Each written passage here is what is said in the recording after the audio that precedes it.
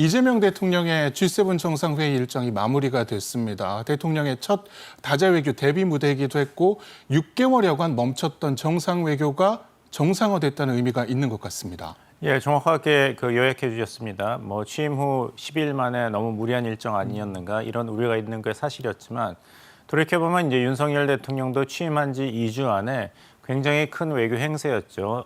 미국의 조 바이든 대통령과 서울에서 한미 정상회담을 했지 않습니까? 근데 그거에 비하면은 이번에 이재명 대통령의 G7 정상 외교는 첫 번째 양자 정상 외교장이 아니라 다자 외교장이었죠. 두 번째 대한민국이 아직 G7의 회원국이 아니기 때문에 참관국으로서 그런 부담이 적었다. 세 번째, 양자 회담이 아니라 다자 외교 무대였기 때문에 일단 참석한 다음에는 한두 명의 정상이 아니라 여러 정상과 양자 약식 회동을 할 수 있다는 장점이 있었기 때문에 말씀하신 대로 이제는 한국이 6개월간의 외교 공백을 뒤로 하고 새로 출범한 정부가 주권 국가로서 또 경제 강국으로서 이 나라들과 협력하고 국제 질서의 평화와 안정, 번영에 기여할 준비가 재거당할 준비가 돼 있다는 것을 참석 자체로서 알렸다는 데 큰 의미가 있습니다. 이걸 가지고 너무 한국이 돌아왔다. 마치 2012년에 신조 아베 총리가 다시 총리에 선출된 다음에 Japan back, 일본이 다시 돌아왔다 이런 얘기를 했지 않습니까?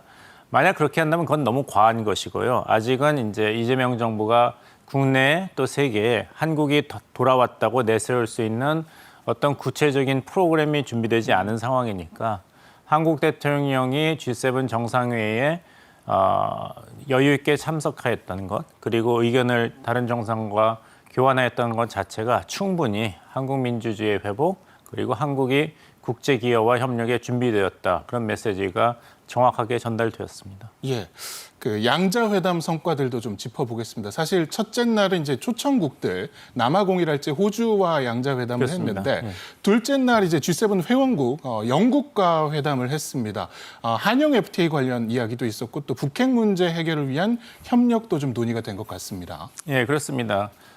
제가 개인적으로 좀 준비 과정에서 아쉽다 한 것은 뭐냐면은 언론에서 초점은 과연 이번에 캐나다 주최 G7 정상 외교에서 트럼프 미국 대통령과 이재명 한국 대통령의 만남이 성사될 것인가.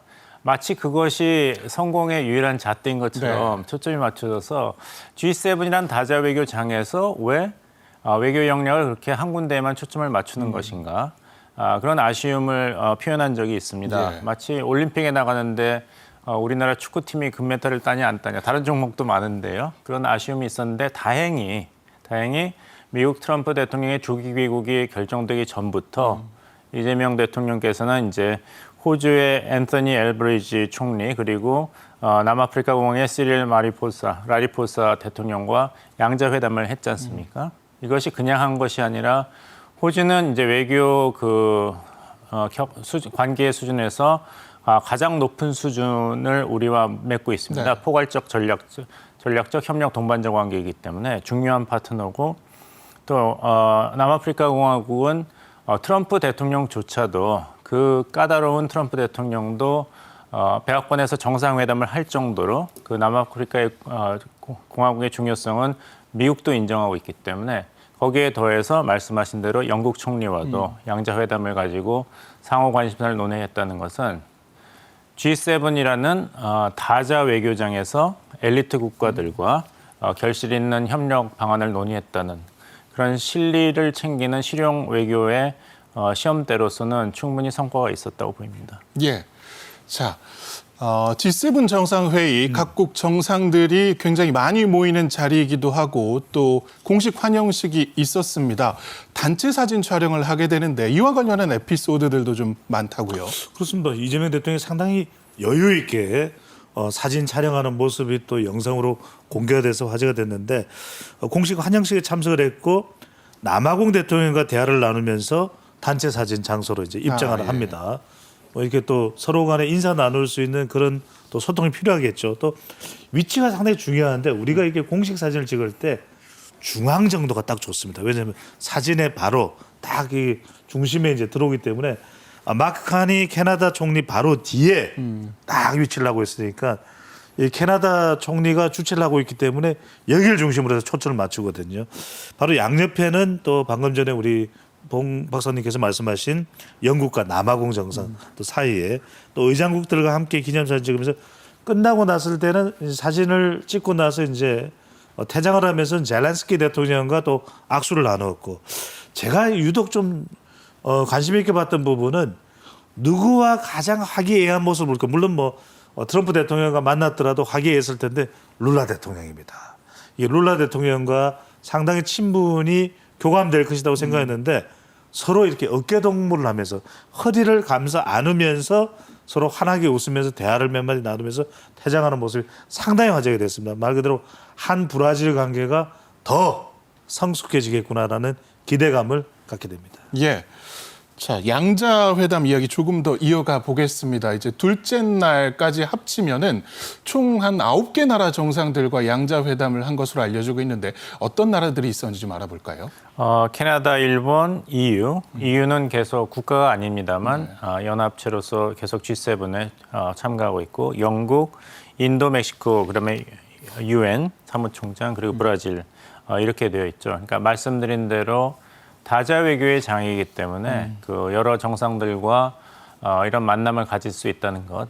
그래서 이제 은퇴한 외교관께서 이런 말씀을 해주셨죠. 이런 G7이라든지 나토라든지 UN 외교는 복잡하긴 하지만 가성비가 높다. 왜냐하면 이제 양자회담 말고도 양자회담을 여러 번 할 수 있는 원스톱 외교를 할 수 있는 장이라는 말씀하셨는데 이번에 굉장히 바쁜 일정에서도 실질적인 그런 양자회동을 했는데 물론 기준은 새로 출범한 대한민국 정부를 대표해서 향후 협력 방안을 논의하는 즉 대뷰 그리고 교감, 교환의 차원에서 봐야 될 것입니다. 이런 정상 간의 짧은 만남에서 어떤 구체적인 숫자로 이야기할 수 있는 성과를 기대한다는 건 사실 그 정확한 기준이 아니겠죠. 그런 면에서 이런 정상들과 9차례 양자회담을 가졌다는 것은 시작으로서 긍정적이다 이런 말씀을 드리겠고 면면을 본다면은 결국에는 한국이 나가야 할 방향이 보인다고 말씀드리겠습니다. 왜냐하면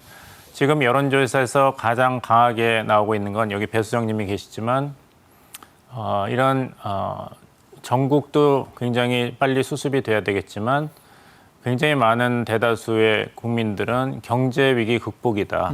굉장히 불안하다 이런 것을 보여주고 있습니다. 여기서 소위 대한민국 세일즈 외교 그리고 장기적인 먹거리 확충 그리고 무역시장의 다변화 중국과 미국 사이에서 계속 힘든 상황이 아니라 제3의 선택지를 넓혀나가는 그런 면에서 본다면 우리의 자동차 생산지가 있는 멕시코라든지 캐나다, 인도 그리고 EU와의 한국과의 그냥 무역은 한국 전체 무역에서 계속 지난 10여 년 동안 10%로 고정돼 있는데 그것을 더 어떻게 확충할 수 있을까? 그렇다면 우리가 중국 시장과 미국 시장에 대한 의존도가 줄어드는 효과가 있으니까요.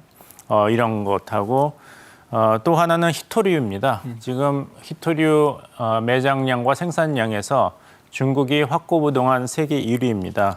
4,400만 톤 정도의 히토류 매장을 기록하고 있는데 브라질이 1천만 톤, 그리고 인도가 690만 톤, 호주가 570만 톤 이렇게 매장량을 보유하고 있기 때문에 계속해서 히토류와 같은 희귀 광물의 무기화가 진행이 된다면 한국으로서도 이런 희귀 광물 매장을 가지고 있는 국가들과 어떻게 관계 설정을 해야 될지 여기에 대한 시작을 했다는 것 이것도 나름대로 의미가 크다고 봅니다. 예.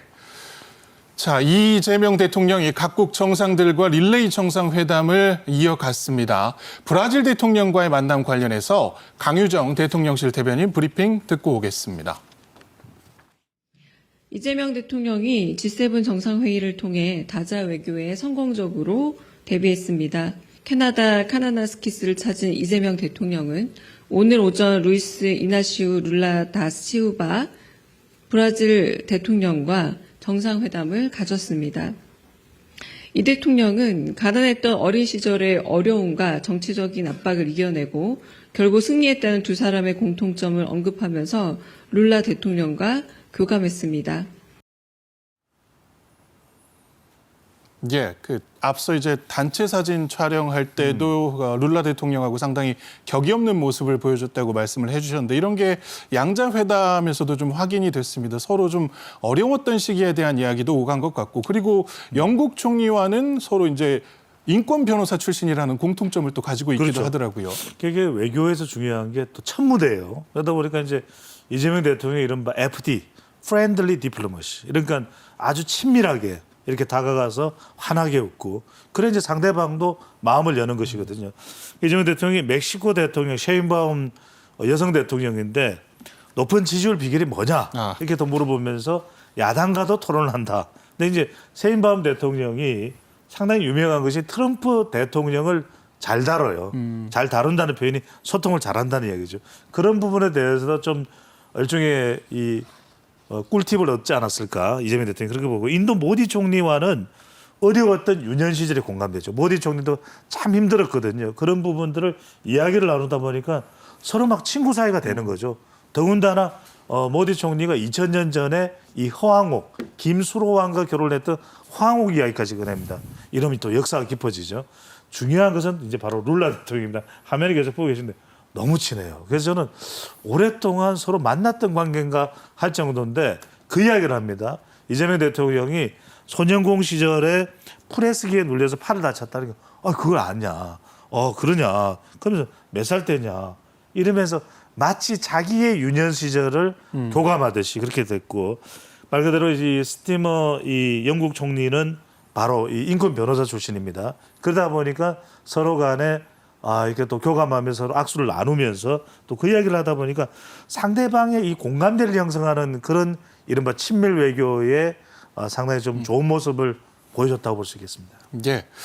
앞서서 다자 외교 무대 이제 가성비가 높다라고 좀 말씀을 해주셨는데 실제로 향후에 있을 다자 외교 무대에 대한 초청의 장이 되기도 합니다. 실제로 이제 남아공과의 정상회담에서는 11월에 있을 남아공 G20에 초청을 받기도 했고 또 우리가 개최할 경주 에이펙에도 다른 나라 정상에 대한 초청을 하기도 하는 등 여러 이제 초청의 메시지가 오가는 자리가 되기도 했습니다. 예, 사회자님께 제가 드릴 말씀을 먼저 하셨네요. 뭐냐면은 말씀하신 대로 이제 중요한 우리 외교 행사가 있지 않습니까? 의장국으로서 이제 에이펙 정상회의를 경주에서 개최하는데 가정에서 만약에 이번에 이재명 대통령이 시간 부족을 이유로 그 G7 정상회의에 참석을 안 했다 한다면은 이런 각국 정상을 우리가 주관하고 있는 에이펙 정상회의에 초청했을 때 거기에 대한 아무래도 응답이 적극적이지 않을 가능성이 있죠. 이렇게 배 소장님께서 말씀하신 대로 친밀감을 높인 다음에 서로 교감을 나눈 다음에 초청을 한다면은 이런 에이펙 행사의 성공을 위해서 이 정상들이 발벗고 나설 가능성은 아무래도 높아지지 않겠습니까? 네. 그런 면에서는 긴 안목에서 취임 후 굉장히 바쁜 일정이지만 외교적인 일정을 잘 챙겼다. 이것이 디딤돌로 봐야 됩니다. 이번에 G7 캐나다 정상회의 참석, 그 다음에 있을 헤이그에서의 나토 정상회의, 9월에는 이제 UN 총회가 있지 않습니까? 그 다음에는 에이펙 경주 회의를 우리가 의장국으로 주최하기 때문에 이런 긴 흐름에서 본 다음에 중요한 한일 양자 정상 외교 그리고 무엇보다 중요한 한미 정상 외교에서 어떻게 좋은 결과를 낼 것인가. 이렇게 긴 호흡으로 하나하나 챙겨나가는 것이 중요한데 스타트가 굉장히 좋다고 생각합니다. 셰인바움 멕시코 대통령에게 에이펙 초청 의사를 이재명 대통령이 전달을 했고 또 룰라 브라질 대통령은 캅 30이라고 하죠. 유엔 기후 변화 현황 당사자 총회에 이제 이재명 대통령을 초청했습니다. 이제 가동하는 것이죠.